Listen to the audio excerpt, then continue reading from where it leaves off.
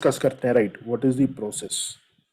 तो देखिए, कोई भी आप पाठ करते हैं या कोई भी अनुष्ठान करते हैं, कोई भी स्तोत्र करते हैं, कोई भी सूक्त करते हैं, उनके अलग अलग शास्त्रोक्त प्रोसेसेस हैं। जैसे फॉर एग्जाम्पल, विष्णु सहस्त्र नाम का अगर आपको पाठ करना है तो सीधा सीधा पाठ चालू नहीं किया जाता। उसके पहले there is a process of संकल्प। संकल्प के बाद होता है विनियोग। विनियोग का मतलब होता है रजिस्ट्रेशन। जैसे अगर आप कहीं जाके कुछ परफॉर्म कर रहे हैं, आप मूवी देखने जा रहे हैं, तो आपको टिकट लेनी पड़ती है।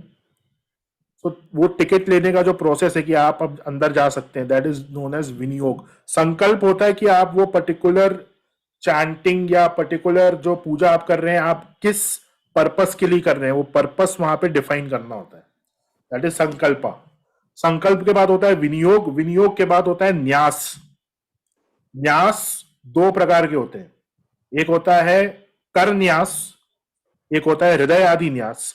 कर न्यास में अगर आप विष्णु सहस्त्र नाम कर रहे हैं तो आप भगवान विष्णु की पावर्स को अपनी फिंगर्स में इन्वोक करते हैं, पांचों फिंगर्स में, उसको बोलते हैं कर न्यास। हृदय आदि न्यास में आप अपने बॉडी के पार्ट्स में भगवान विष्णु की पावर को इन्वोक करते हैं। उसके बाद आता है ध्यान। उसके बाद फिर स्तोत्र चालू होता है, जहां पे आप 1000 नाम का पाठ करते हैं, and at the end there is फलश्रुति। तो ये प्रोसेस हो गया विष्णु सहस्त्र नाम का। फिर इसके बाद श्री सूक्त का भी ऐसे ही प्रोसेस है, सेम प्रोसेस फॉलो होता है, वहां पे भी कर न्यास, हृदय आदि न्यास इस तरीके से किए जाते हैं। ऐसे ही हर स्तोत्र का और हर सूक्त का there is one particular process जिसमें आपको उसको चांट करना होता है या फिर आपको वो पूजा करनी होती है। ऐसे ही रुद्राभिषेक का there is one process. Normally जाके ऐसे जल चढ़ा दिया, वैसे that is not the right process. एक पूरा प्रोसेस है जो हम डिस्कस करेंगे, और उसके लिए भी हमें थोड़ा सा व्हाइट बोर्ड पे जाना पड़ेगा।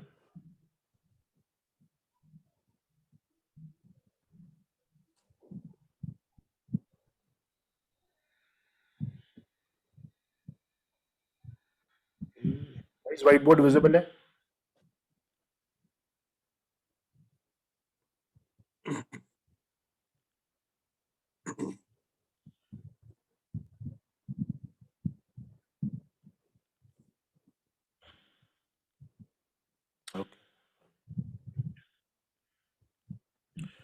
जो रुद्राभिषेक का, हाँ सॉरी, रुद्राभिषेक हम करते हैं किस पे? शिवलिंग पे। तो शिवलिंग एग्जैक्टली शिवलिंग का जो रिप्रेजेंटेशन है वो क्या होता है, उसको पहले समझना जरूरी है। देखिए, जो first of all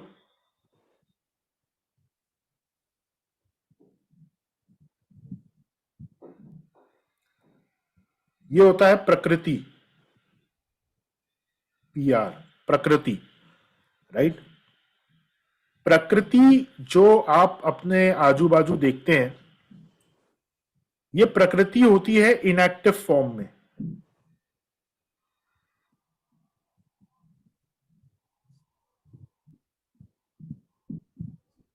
inactive form, inactive form में जब प्रकृति होती है तो उसे बोला जाता है प्रधान, विच इज द इनएक्टिव प्रकृति। अब इसको समझने के लिए आप ऐसे समझिए, बहुत बार लोग बोलते हैं कि ये जो कंसेप्ट मैं आपको बता रहा हूं ये श्रीमद् भागवतम से, भागवतम। बहुत बार आपने लोगों को बोलते हुए सुनेगा कि सब कुछ जो प्रकृति में हो रहा है, प्रकृति ही भगवान है, राइट? ऐसा आपने सुना है लोगों को बोलते हुए कि ये पेड़ पौधे और पहाड़ यही हमारे लिए भगवान है, क्योंकि हमको सब कुछ इन्हीं से मिल रहा है। एंड प्रकृति इज ऑटोमेटेड। प्रकृति में हर चीज अपने आप हो रही है। गाय जो है वो घास खाती है और वो दूध बन जाता है, सो ये ऑटोमेटिक है। तो प्रकृति भगवान है। आपने सुना है लोगों को ऐसा बोलते हुए? चैट बॉक्स में बताइए।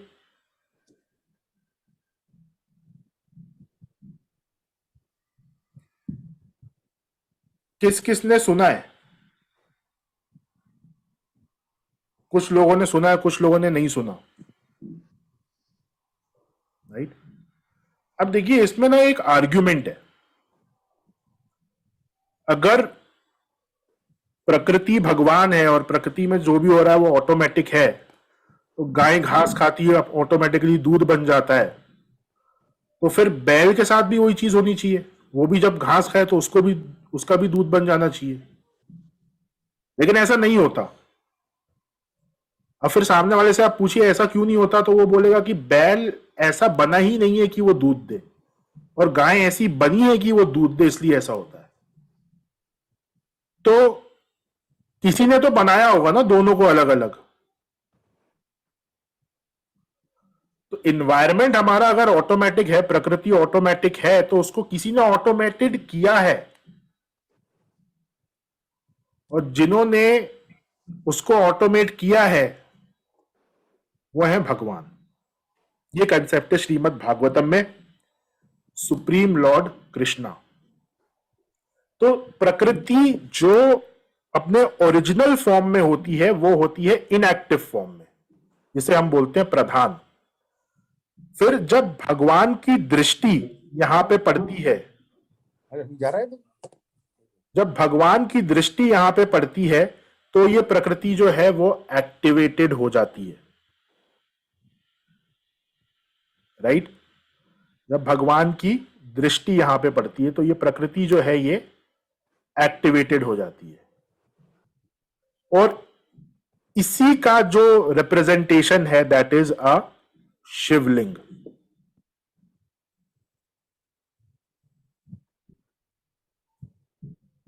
तो प्रकृति में भगवान का ग्रेस जब पड़ता है, ग्लैंस जब पड़ता है, प्रकृति एक्टिवेट हो जाती है और ये पूरा वर्ल्ड जो है वो क्रिएट होता है। इसको श्रीमद् भागवतम में बहुत डिटेल में समझाया गया, आप लोग कभी पढ़िएगा कि ये पूरा प्रोसेस होता कैसे है, कि पूरी जो सृष्टि है वो किस तरह से उत्पन्न हुई शिवलिंग के द्वारा। जो सृष्टि की फॉर्मेशन है वो शिवलिंग के द्वारा है। अब शिवलिंग के अंदर सारे के सारे जो मूल एलिमेंट्स हैं इस दुनिया के क्रिएशन में, और इवन सारे देवताओं की शक्ति दैट इज प्रेजेंट शिवलिंग के अंदर, बिकॉज वो भगवान का दिव्य ग्रेस है which is entering into the प्रकृति। अब होता क्या है, आप में से कोई भी एक हैंड रेस करिए, कोई भी वॉलंटियर करिए, और मुझे आप अपनी कोई भी डिजायर बताइए, एनी डिजायर। कौन बताना चाहेगा?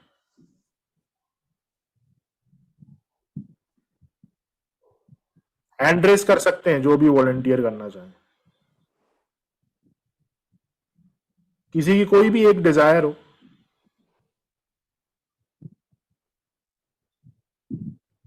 जी दिव्या जी।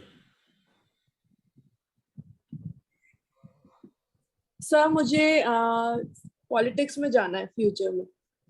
पॉलिटिक्स में आपको जाना है, फाइन, ठीक है। ये डिजायर हम ले लेते हैं कि इनको जाना है पॉलिटिक्स में।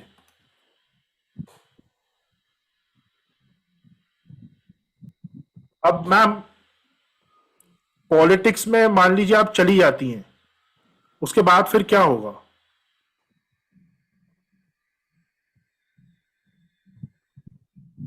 सर मतलब आपका डिजायर है पॉलिटिक्स में जाना और आप चली गई, so how you will feel? accomplished।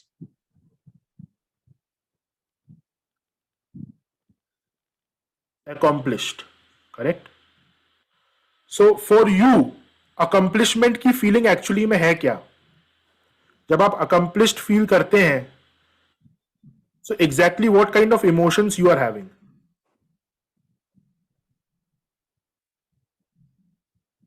happiness।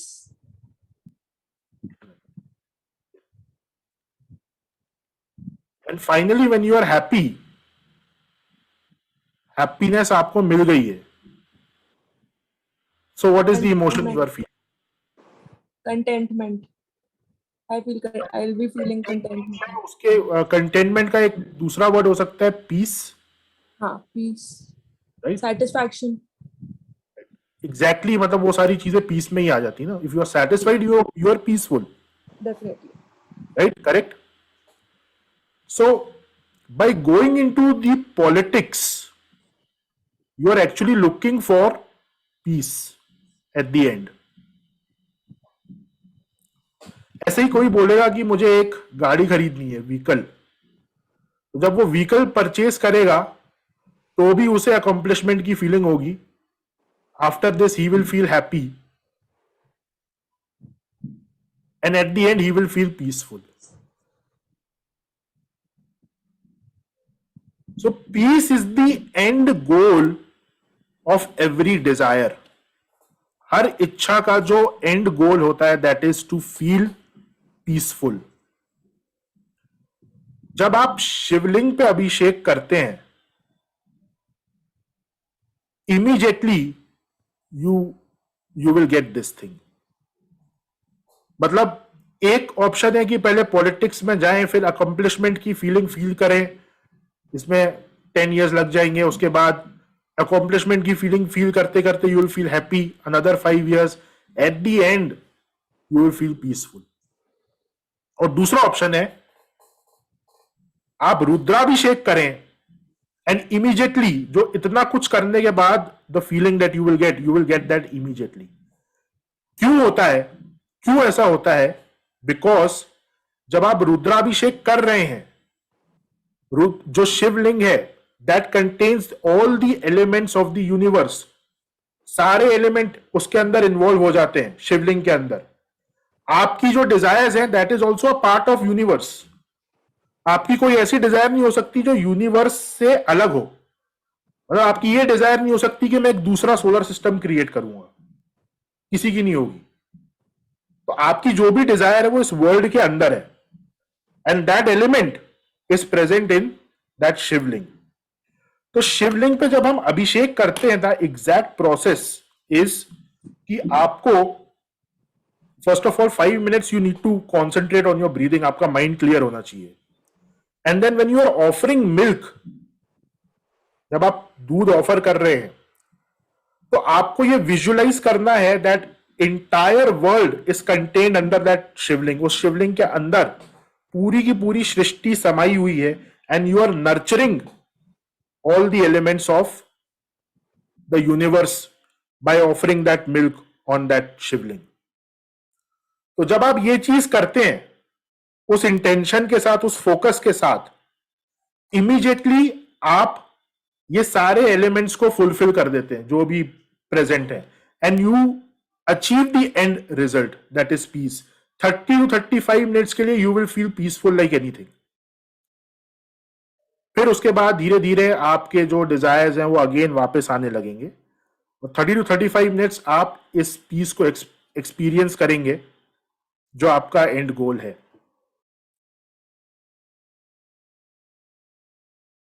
सो रुद्राभिषेक का जो प्रोसेस होता है that process is done in this way by visualizing that the entire elements of the universe are present in that shivling and then you are offering. तो जब आप milk offer करते हैं you are nurturing all the elements. And then आप जब water offer करते हैं you are cleaning. तो अब इसका क्योंकि सारे एलिमेंट्स इन्वॉल्व हैं यूनिवर्स के शिवलिंग के अंदर, तो सारे प्लैनेट्स भी इन्वॉल्व होते हैं because they are also the elements of universe. सारी entities, seen unseen entities are also involve in that. So they become favourable. But आपको वो विजुअलाइज और वो फीलिंग डालनी पड़ेगी. Then only it is possible. और ये चीज मुझे उज्जैन में एक बहुत ही फेमस, वहां पे एक बहुत ही सिद्ध पंडित जी हैं जिन्होंने मुझे ये प्रोसेस बताया था. अब जो अनुष्ठान होते हैं, एक तो आप नॉर्मल रुद्राभिषेक करते हैं जिसमें आप नमः शिवाय करके you offer that milk. But आप जैसे कोई अनुष्ठान करते हैं, जैसे नमक चमक से आप रुद्राभिषेक करा रहे हैं या रुद्र अष्टाध्यायी से आप किसी चीज का संकल्प लेके आप अभिषेक करा रहे हैं, तो जब वो अभिषेक होता है तो 12 किलोमीटर तक जहां पे भी वो अभिषेक हो रहा है, उस 12 किलोमीटर के रेडियस में everybody will start feeling peaceful. और रेगुलर बेसिस पे अगर आप ये करते हैं तो ये 30-35 मिनट्स जो है ये टाइम इंक्रीज होने लगता है, और वो जो कंटेनमेंट की फीलिंग है that becomes a part of you. और उस फीलिंग के साथ whenever you take a decision, क्योंकि because you are peaceful from the inside, when you are taking decision you will always take the right decision that will lead you towards your goal. That is the concept behind रुद्राभिषेक और क्यों करना चाहिए, specially Mondays को। और श्रावण में भी आपको definitely नमक चमक से आपको रुद्राभिषेक करना चाहिए। और ये चीज एग्जैक्टली नमक चमक में दी भी हुई है, which is a part of Rudra Ashtadhyayi जो वेदों से निकाला गया है, and I will show you ये चीज मेंशन्ड है।